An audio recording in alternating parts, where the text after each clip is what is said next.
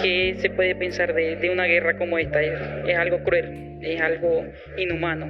Creo que esta es una guerra sin sentido. Los epitafios son poemas que yo escribí sobre los niños, niñas, adolescentes que vi morir en la guerra. El título de cada epitafio era un apodo cariñoso que le teníamos a cada niño y debajo de ese está su nombre de guerra y la edad en la que murió. Ella era la reina del monte y su nombre de guerra era Tania y murió a los 16 años. Y dice así: escuché caer las bombas y hasta la tierra tembló de miedo. Sentí el rugido de la muerte zumbar frente a mi rostro y cada poro de mi cuerpo entonar una canción luctuosa. Escuché caer las bombas y de pronto fui prisionera del aire. El canto de las hojas se hizo uno con mi grito. Mi savia y la del bosque pintaron de fiesta mis pupilas. Caudal gozoso, cópula apasionada, bramido de acero quebrándose en mi espina.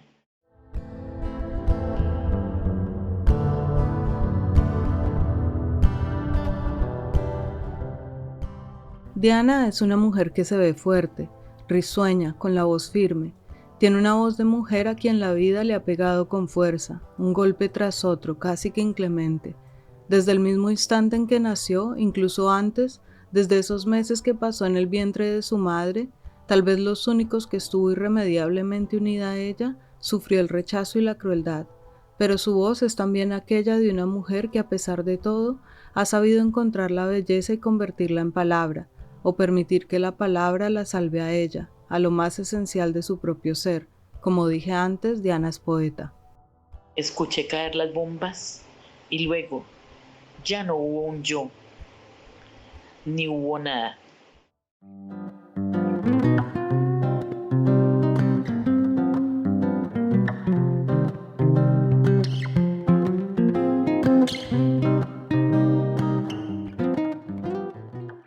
Hoy narramos la vida de Diana Carol Forero. Yo soy Paola Cadena y esto es Recordarte, un podcast donde la vida es una historia y la voz el acontecer sonoro de la memoria.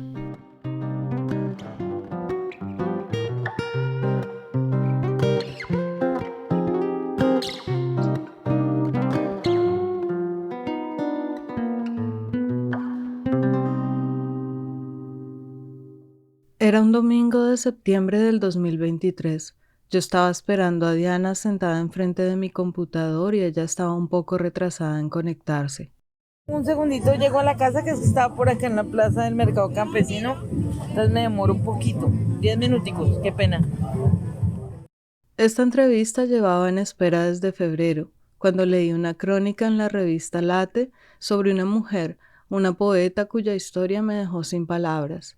El enlace de ese artículo me lo envió Mauricio, el protagonista del episodio Hay dos formas de llorar. Y es que hay algo que ha pasado en Recordarte, y es que muchas veces una historia nos lleva a otra, como si se llamaran entre sí y se tejiera una red invisible de vidas que se cruzan de la forma más fortuita. Busqué en Facebook a la mujer de la que hablaba la crónica. Le envié un mensaje largo invitándola a contar su historia para nosotros y ella aceptó. Desde el comienzo dijo que sí, pero nos tomó meses encontrar esta tarde de septiembre. ¿Nada? ¿Fritos? Se corta, como si estuviera un viento en medio. No sé por qué. Por el ventilador, yo sé. Diana vive en Mesetas, un municipio internado en el departamento del Meta, en el Piedemonte Llanero, a unas 6 horas de Bogotá.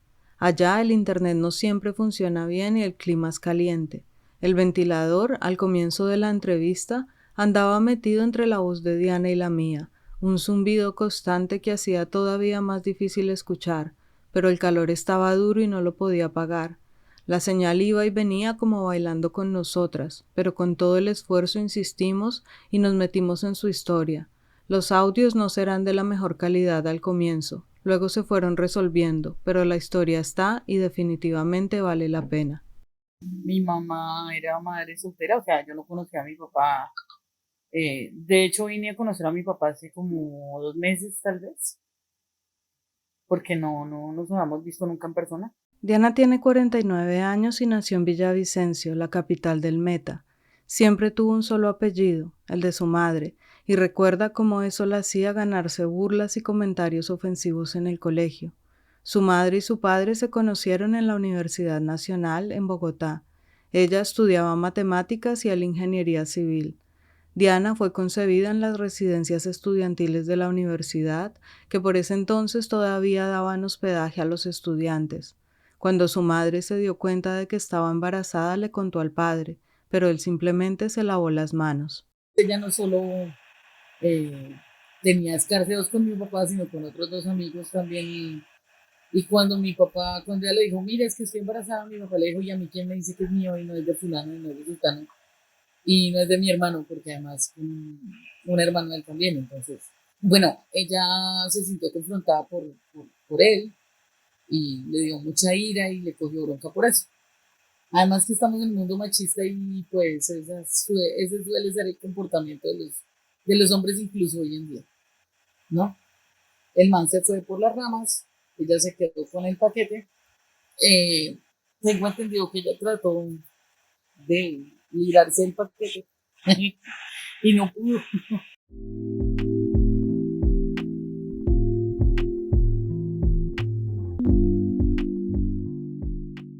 Dice Diana que su madre intentó librarse del paquete y no pudo. El paquete era ella, la bebé que venía en camino y que esa madre no quería recibir.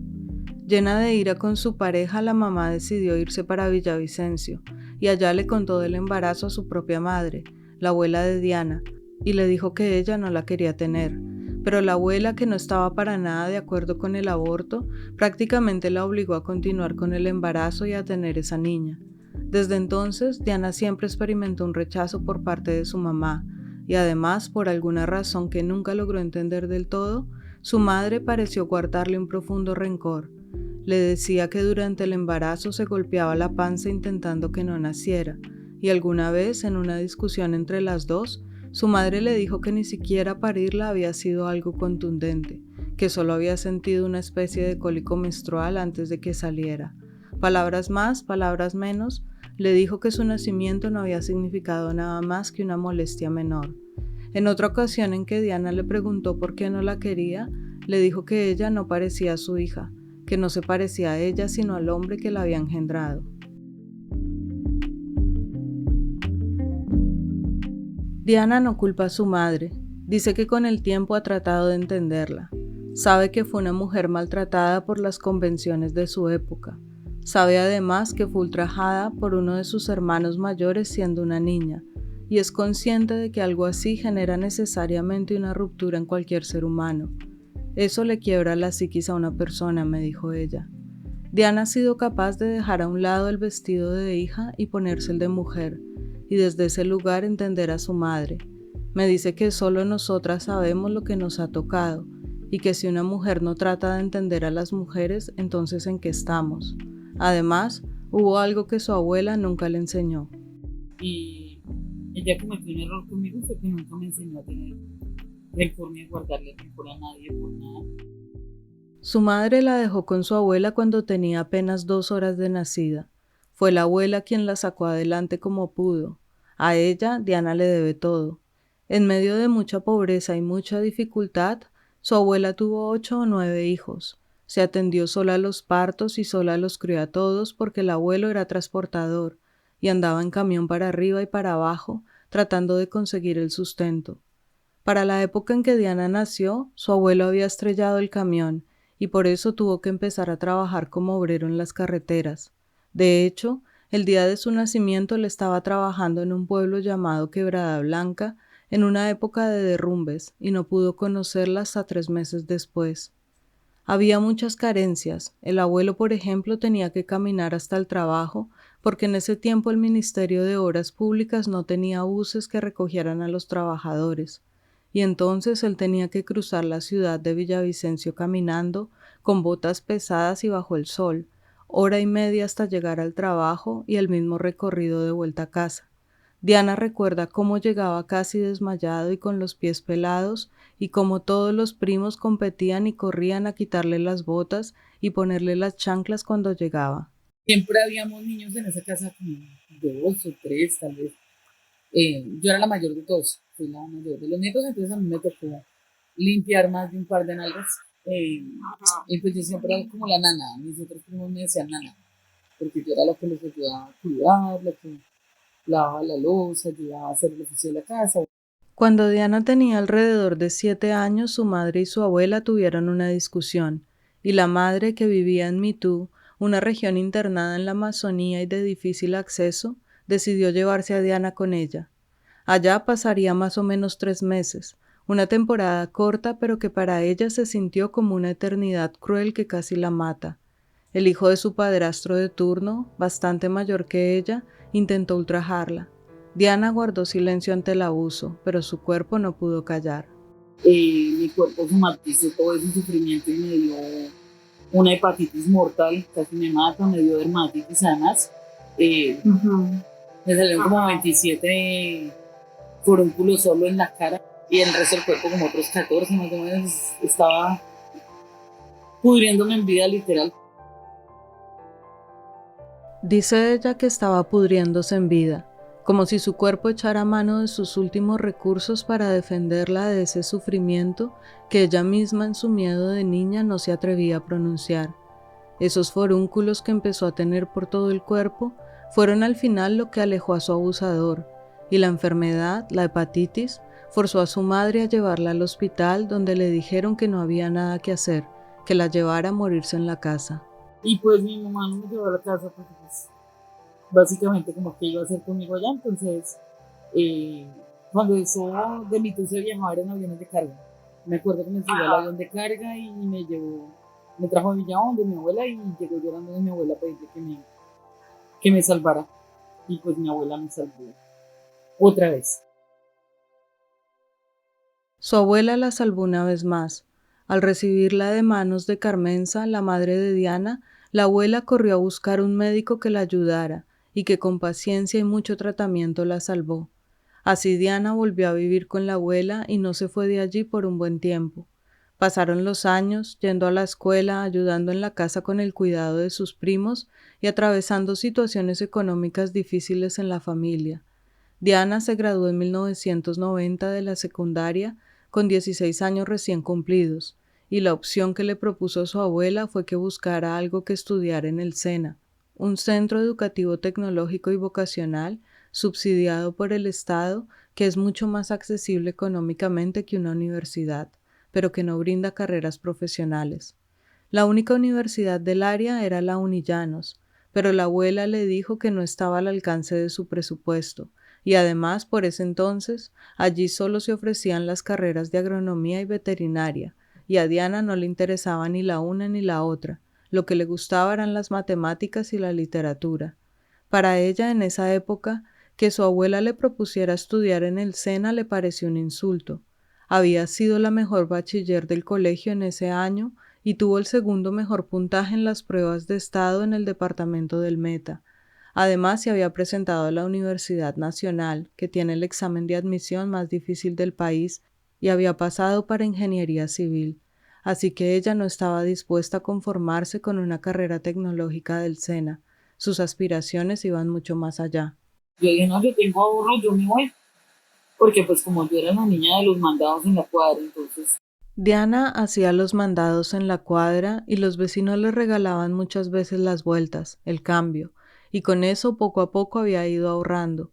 Así que con ese dinero escaso y con 16 años decidió irse sola para Bogotá a iniciar su carrera de ingeniería en la Universidad Nacional, soñando con desafiar ese destino que parecía imponérsele, con la convicción de que siendo buena y dedicada podría demostrarle a su abuela y sobre todo a su madre que ella estaba para cosas grandes.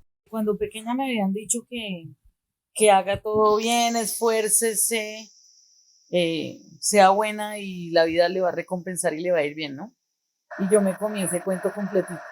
Y no, y no es así.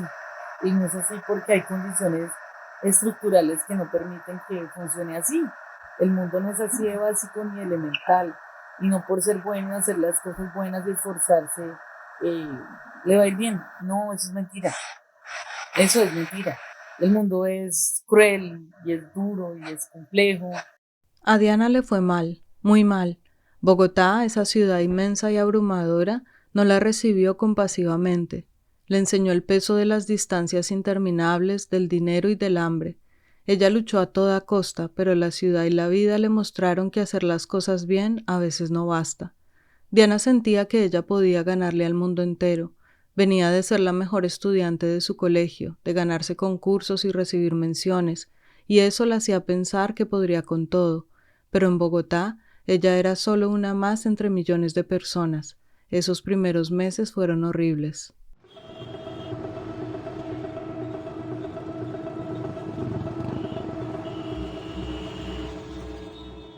Nadie se preocupaba por mí, nadie me notaba, nadie se daba cuenta que yo existía. Yo aguantaba hambre y sufría como un berraco. Me tocaba caminar 45, 48 cuadras de la universidad a la casa y de la casa a la universidad, así como hacía mi abuela. Se me ampollaban los pies, me sangraban y al otro día tenía que hacer lo mismo otra vez porque la plata no me alcanzaba para pagar transporte. Diana vivía con un tío que estaba en Bogotá y que tenía una casa grande. Él la dejó quedarse ahí en un cuarto sin pagar arriendo, pero no le colaboraba con nada más, ni tampoco le servía de compañía porque nunca hablaba con ella. No tenía amigos, se sentía aislada y sola, y para una muchacha de 17 años no encajar con sus pares es algo difícil de llevar. Empezó a fumar y de vez en cuando se iba para un bar que quedaba cerca de la universidad y que se llamaba El Hueco, para ver si alguien le hablaba, pero nada. Seguía siendo la niña rara e introvertida que no era de la ciudad. Se gastaba solo 1.200 pesos diarios en alimentación, una sola comida porque no tenía para más, y el resto era aguantar hambre. Así pasó unos meses, pero la universidad también le fue mal. Sin las mejores condiciones para estudiar, reprobó muchas materias en el primer semestre, y el segundo se le fue repitiendo los mismos cursos, y así se empezó a atrasar cada vez más en su carrera. Ella llegó pensando que sabía mucho de matemática porque había sido la mejor estudiante hasta ese momento, pero en la nacional esa idea se fue despedazando de a pocos, porque ella, al lado de gente que había tenido una mejor preparación, no sabía nada. Los profesores daban por sentado conocimientos previos que ella no tenía, y empezó a sentirse cada vez más pequeña y vulnerable en esos salones de clase. Tratando de sobreponerse a la situación económica, aplicó un préstamo universitario de apoyo a estudiantes necesitados y le salió un porcentaje. No era mucho, pero ayudaba, y con eso empezó a comer un poco mejor, pero seguía caminando por horas al día para llegar a la universidad porque no le alcanzaba para el transporte.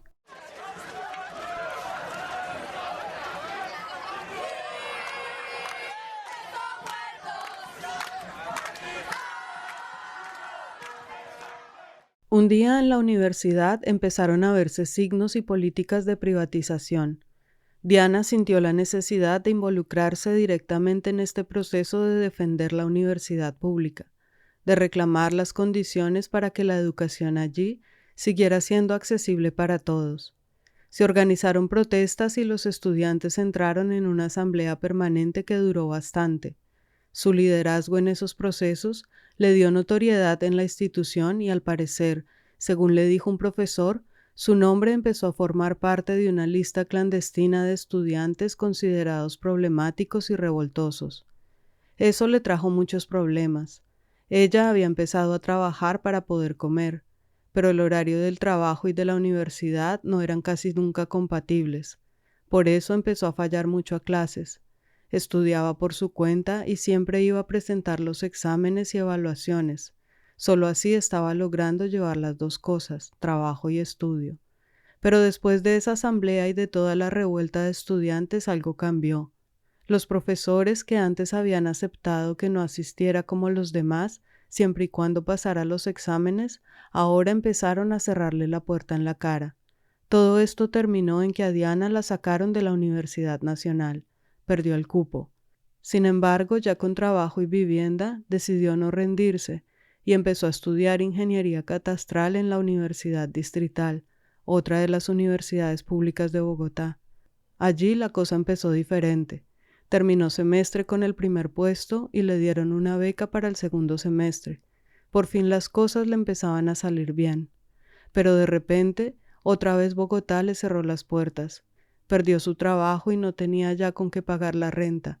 Necesitaba dinero para comer, para vivir y moverse, y aunque agotó hasta el último recurso empeñando y vendiendo todo lo que tenía de valor, llegó el momento en que no hubo más y no le quedó de otra que devolverse con la ilusión frustrada para Villavicencio a la casa de su abuela.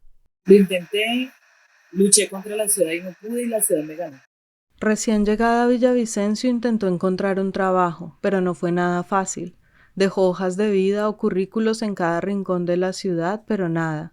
Además, ese tío con el que vivió un tiempo en Bogotá se había trasladado a Villavicencio también, y por alguna razón a él parecía molestarle que Diana viviera en casa de su abuela.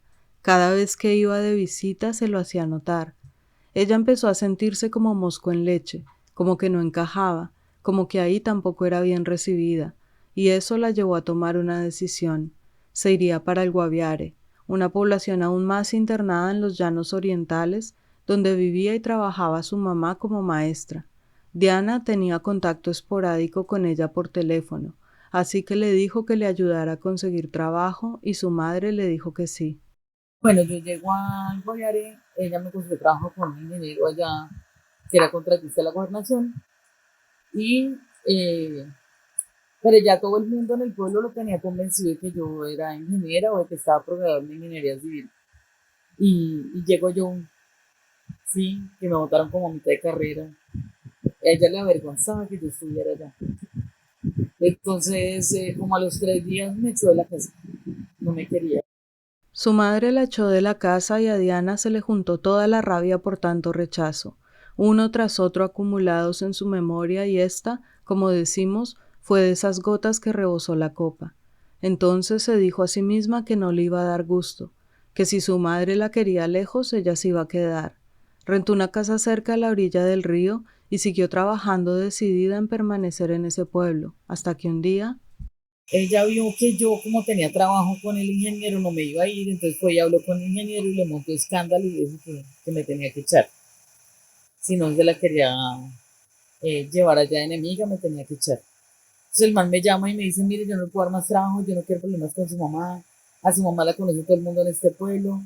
el ingeniero no estaba dispuesto a ganarse problemas con la mamá de Diana, así que le dio su liquidación y la despidió. Pero ella seguía convencida de que no se iba a dejar echar del pueblo por su propia madre. Y yo, bueno, listo, no hay problema. Y yo, ¿con qué sostenemos? Pues la pelea es peleando, entonces no me voy a ir tampoco. Y resulta que cuando eso llegó un proyecto de mincultura o colcultura, todavía no recuerdo, me parece que estaba en esa transición entre colcultura y mincultura. Llegó un proyecto para una obra de teatro que iban a hacer con más de 100 niños en escena. Inicialmente el proyecto fue un taller y Diana decidió vincularse. Empezó a ayudar con los vestuarios, la utilería, maquillaba a las niñas y ayudaba con todo lo que podía. Esa era una tarea voluntaria, así que no tenía pago alguno, pero Diana habló con el coordinador y le explicó su situación. Le dijo que lo único que ella necesitaba para poder seguir ayudándoles era que le dieran la comida, y el coordinador le dijo que sí. Lo curioso es que el convenio de su comida resultó ser con el hotel más prestigioso que tenía San Juan en ese momento. Así que sin un peso en la bolsa y con mucha necesidad, Diana empezó a darle gusto al paladar. Y pues ahí me daban los almuerzos todos los días, entonces yo comía comida gourmet. O sea, vivía por allá a la orilla del río, mantenía sin un peso, pero comía, ¿no? Delicioso. La obra de teatro ya se había presentado en otros pueblos y había sido todo un éxito, y ahora se acercaba otra presentación. Diana, con ánimo conciliador, decidió invitar a su madre, a su padrastro y a su hermano, pero cuando el día llegó y ella empezó a buscar entre el público, solamente su padrastro y su hermano estaban ahí. Cuando terminó el espectáculo, su padrastro se acercó a felicitarla, y ella le preguntó por qué su madre no había ido. Él, un poco apenado, le dijo que su madre sentía vergüenza de que su hija anduviera por ahí de saltimbanqui. Al oír eso, Diana se puso a llorar y su padrastro le dijo que no le diera mucha trascendencia, que su madre era dura de corazón, pero que en el fondo la quería. Y Diana le respondió que ella no solo no la quería, que su madre la odiaba, de eso estaba convencida. El padrastro, al verla triste, le dijo que se calmara y que mejor fueran a almorzar todos a la casa. Diana no quería ir, pero al fin y al cabo él y su hermano se habían ido a verla y no quería hacerles un desplante. Cuando llegaron a la casa, su madre estaba sentada en una acera con un amigo tomando whisky y le dio un vaso a Diana. Ella le preguntó que si había preferido tomar whisky en la calle que acompañarla en su presentación, y la madre, con esa frialdad ya tan habitual en ella, le contestó que no quería verla pasar vergüenzas mostrándole a todo el pueblo cómo se ganaba la vida haciendo payasadas. Diana sintió tanta rabia que no se pudo contener y le tiró el whisky por la cara. Yo cogí ese vaso y de la rabia lo quebré, así con la mano, y me corté la mano. Pues me di cuenta, me estaba saliendo un chorro de sangre en la mano y tenía los pedazos del vaso así. Al otro día, Diana estaba organizando la utilería de la obra de teatro, dejándola lista para la próxima presentación. Al salir hacía un calor terrible y le dieron ganas de una cerveza fría.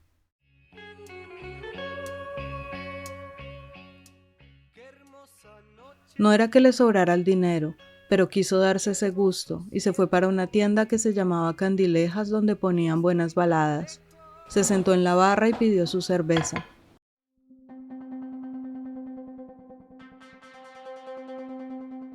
Estando ahí, entró un hombre a la tienda y se sentó muy cerca de ella, casi que tocándola, y a Diana le dio mucho miedo.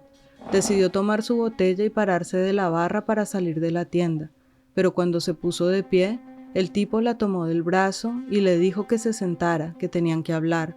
Ella le dijo que la soltara e intentó zafarse, pero él le contestó que si fuera ella no haría eso. Diana miró hacia atrás y vio a otro hombre altísimo y con una pistola en la cintura mirándola de manera intimidante. Así que ella no tuvo de otra, se volvió a sentar.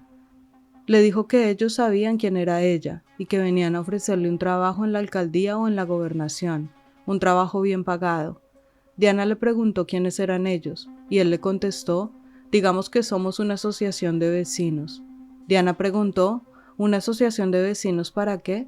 Y el tipo le contestó nuevamente: digamos que para ayudar a la comunidad. En ese momento Diana supo que no se trataba de miembros de la guerrilla, sino de un grupo paramilitar. Supo que de ese hombre no aceptaría nada, y entonces le preguntó: ¿y si yo le digo a usted que no, qué pasa?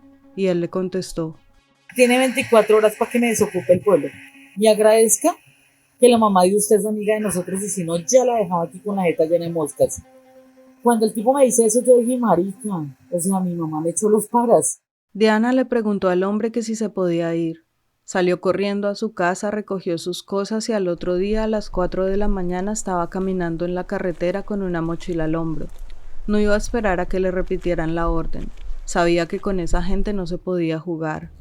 El carro que llevaba a los miembros del grupo de teatro a Calamar, otro pueblo de la zona, la recogió en la carretera y se fue con ellos.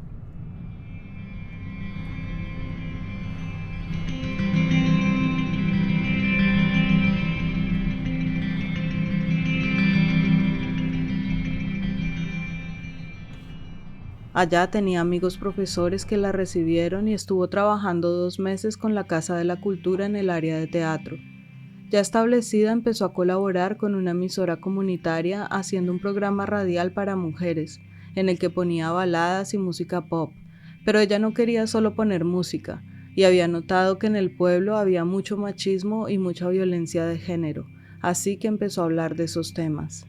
De la violencia de género, de por qué la mujer debía tener autonomía económica, de por qué la mujer debía buscar opciones para ser independiente y no permitir que le hicieran maltrato económico. Las mujeres del pueblo empezaron a querer mucho a Diana, pero a los hombres su presencia les empezó a incomodar, y otra vez llegaron las amenazas. Diana recibió 3 sufragios y con ellos entendió que su vida una vez más estaba en peligro. Y yo, marica, me quiero matar. Entonces, como que llega un punto en que yo dije, me van a matar aquí en la casa sin hacer nada. ¿Sí? Pues que me maten por ir a hacerles algo, ¿no? Entonces ahí fue cuando yo me decidí irme para la guerrilla. Y ya. Se fue para la guerrilla. Si la querían matar, ella no iba a esperar el golpe sin intentar hacer algo. Eso pensó y tomó una decisión radical. Era el año 1999 y en Colombia se planteaban unos diálogos de paz entre las FARC, el que fue el grupo guerrillero más grande y más antiguo del país, y el gobierno. Se estaba organizando una zona de despeje militar, y de Calamar, el pueblo donde estaba Diana, salía una delegación de líderes comunitarios para Macarena Meta. De ahí los llevarían a un lugar llamado Los Pozos, en San Vicente del Caguán, donde finalmente se planteaba hacer la zona de despeje para iniciar los diálogos. Diana viajó con ellos río arriba y al llegar allá se encontró con un señor llamado Julián Conrado, que fue conocido como el cantautor de vallenatos de la guerrilla y que es el actual alcalde de Turbaco, Bolívar. A él le dijo que ella se quería quedar con ellos, peleando. Él le preguntó que si estaba segura, y Diana no titubeó. Le dijo que entonces se quedara ahí y esperara que viniera alguien más a hablar con ella. Yo me esperé y a los días llegó Mariana Páez, sí, la finada Mariana Páez, habló conmigo, me preguntó quién era, bueno, estuvimos hablando y me dijo, voy a consultar y en 3 o 4 días paso, espérenme acá. Yo me esperé ahí y efectivamente a los 3 o 4 días pasó y me dijo, todavía ya se quiere ir y yo le dije, sí, entonces me dijo, camine, suba hacia la camioneta que nos fuimos. Bueno, me subí a la camioneta con Mariana Páez y ella me llevó a donde estaba el jefe del bloque. El jefe del bloque era don Jorge. Don Jorge, más conocido como el Mono Jojoy, fue quien le hizo la entrevista de ingreso. Le dijo que sabía bien quién era ella, hija de la maestra Carmenza que trabajaba en el Guaviare y es alumna de la Universidad Nacional. Le dijo también que si realmente ella quería trabajar con ellos, le servía más afuera, en la ciudad, que en el monte. Pero Diana se negó. Le dijo que ella no quería volver a la ciudad, que si se quedaba ahí, en la selva. Él le dijo que estaba bien, que si estaba segura se quedara, pero que después no le dijera que no le advirtieron, que la vida en el monte era dura y que no podía salir después con arrepentimientos. Y Diana aceptó. Al final de cuentas sentía que no tenía nada que perder. Yo como que sentía que a nadie le iba a importar si me moría, ¿no?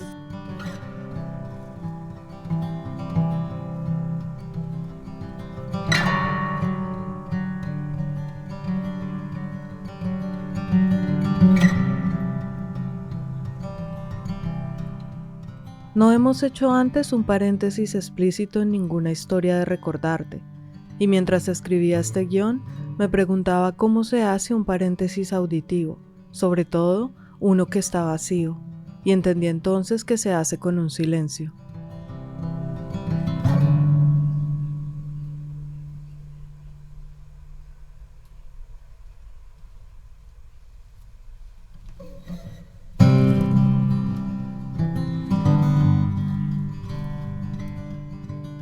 No es simplemente un salto cronológico, porque este silencio significa, es un hueco en el relato, cavado por la protagonista misma. ¿Por qué? Porque hay partes de ciertas historias que a veces el mundo se empeña en resaltar y ensuciar, y repetir y desfigurar, como si fueran lo único que define una persona, porque a veces a los encargados de narrar el mundo en noticieros y diarios les encanta el morbo de los eventos y en esa fascinación se olvidan del ser humano. Como digo, no me gusta mucho hablar de eso porque en este país como que lo juzgan a uno mucho por ese pasado y yo prefiero pasar la página y ya, porque es como una vez hablé de eso en una entrevista con una gente de Semana. Yo acabo de ganar el concurso nacional de escritores del SENA y me llamaron y yo pensé que se iban a enfocar en la entrevista en el concurso, ¿sí? Lo que había pasado ahí y todo eso. Y sí, y trataron como que yo me enfocara en mi tiempo en la guerrilla y yo no quería, y a lo último me dicen, ay, venga, como para contexto, ¿usted qué hacía allá? ¿A quién conoció allá? Y yo de jetona me puse a contarles qué hacía allá y a qué jefe se había conocido. Pero de toda la hora que grabamos de entrevista, eso fueron 2 minutos nomás. Sí. El resto de la entrevista sí fue sobre el después, qué hacía, el concurso, todo eso.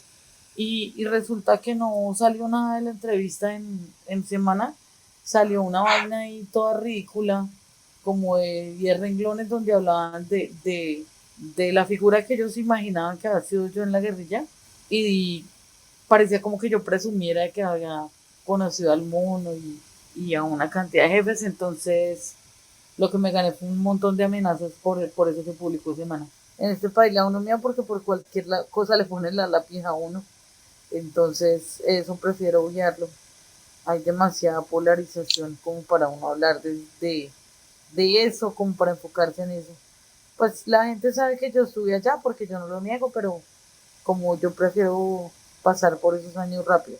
Cerrado el paréntesis, pasamos por esos años en un salto temporal, como brincando entre dos piedras mientras un río bravo corre por debajo, y llegamos a un momento en que suceden para Diana dos grandes eventos de su vida, uno consecuencia del otro, convertirse en madre y salir de la guerrilla. Nosotros estábamos en una unidad que se llamaba la escuela móvil Hernán Murillo, y bueno, yo quedé embarazada de mi compañero allá, estando allá en la escuela, y cuando nos dimos cuenta que yo estaba embarazada, pues ya tenía unos meses. No nos dimos cuenta antes porque yo pensaba que tenía síntomas de cálculos en la vesícula. De hecho, ya había padecido los mismos síntomas y cuando se me alborotaban los cálculos en la vesícula, vomitaba todo, me ponía muy mal. Entonces pensaba que el malestar era por eso. Y resulta que no, resulta que estaba embarazada, pero pues nos dimos cuenta ya como a los 4 meses. Cuando los miembros de su grupo se dieron cuenta de que Diana estaba embarazada, la mandaron a donde un médico. Este subió hasta una vereda cercana y Diana bajó del monte para encontrarse con él. La función del doctor era decir si todavía se podía practicar un aborto, que era el procedimiento obligado para las mujeres allá. Pero él, antes de decir nada, le preguntó a Diana si ella quería tener el bebé, y ella le dijo que sí. Ya tenía 35 años y sentía en su corazón que ese bebé merecía vivir. Me dio ilusión pensar en que podía tener a alguien que me acompañara, a alguien que yo viera crecer. El médico le dijo entonces que la iba a ayudar, que iba a poner en su informe que ella ya tenía 5 meses de embarazo y que él no se comprometía a practicar un aborto. Diana volvió al campamento con esa nota del doctor y su jefe al leerla se puso furioso. Dijo que eso no podía ser así, que había que sacarle ese pelado. Diana se asustó y se puso a pensar en cómo podría proteger a su hijo. Entre las funciones que ella tenía estaba escribir y enviar los correos electrónicos. El jefe se las dictaba y ella escribía. Entonces, en uno de esos mensajes dirigidos al jefe del Estado Mayor, Alfonso Cano, ella incluyó algo más. Entonces yo le escribí el correo que el man me dictó a Alfonso Cano, pero al final del correo le puse un mensaje mío encriptado, sí, y le dije que ese mensaje iba sin permiso de mi jefe, que yo estaba corriendo un riesgo ahí porque el man me quería dar cualquier vaina para hacerme botar el pelado y que yo le suplicaba que me ayudara para que el niño naciera. Y Alfonso Cano le ayudó. A los 15 días respondió en un correo al jefe de Diana diciéndole que estaba enterado de la situación de ella y que les ordenaba que la dejaran quieta, que la mandaran a alguna finca cercana para que los campesinos la cuidaran durante el embarazo, que la escondieran del ejército y vigilaran que ella no se fuera a escapar. Así que el jefe, aunque se puso furioso, no tuvo de otra. La mandaron para esa finca donde una señora campesina la recibió. Ahí su vida se partió nuevamente en dos. Cerrar ese capítulo en la guerrilla fue tal vez de las cosas más difíciles, peligrosas y valientes que Diana ha hecho en su vida, como todo lo demás que vino después y que les vamos a contar en la segunda parte de esta historia.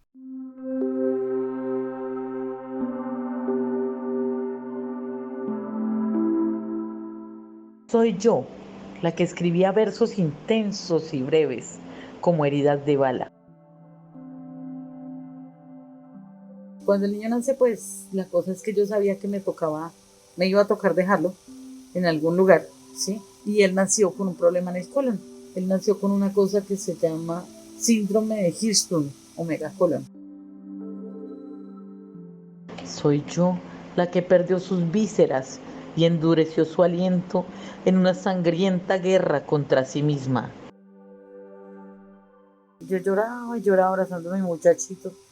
Y yo me acuerdo que yo pedía que si me iban a matar, pues que también lo mataran a él para que no quedara por ahí sufriendo, enfermo y sufriendo en manos de otras personas que no lo quisieran. Soy yo y he vuelto del infierno, pero el infierno anida dentro de mí. Yo entré Destaparon el ataúd y yo no fui capaz de acercarme a verla. No sé qué me pasó, me paralicé. Yo sentía como que si yo me acercaba a ese ataúd se me iba a abrir la tierra y me iba a tragar. Me empezaron a flaquear las piernas, me caí al piso, lloré esos 5 minutos ahí en el piso y ya. Y se cerró ese capítulo en mi vida.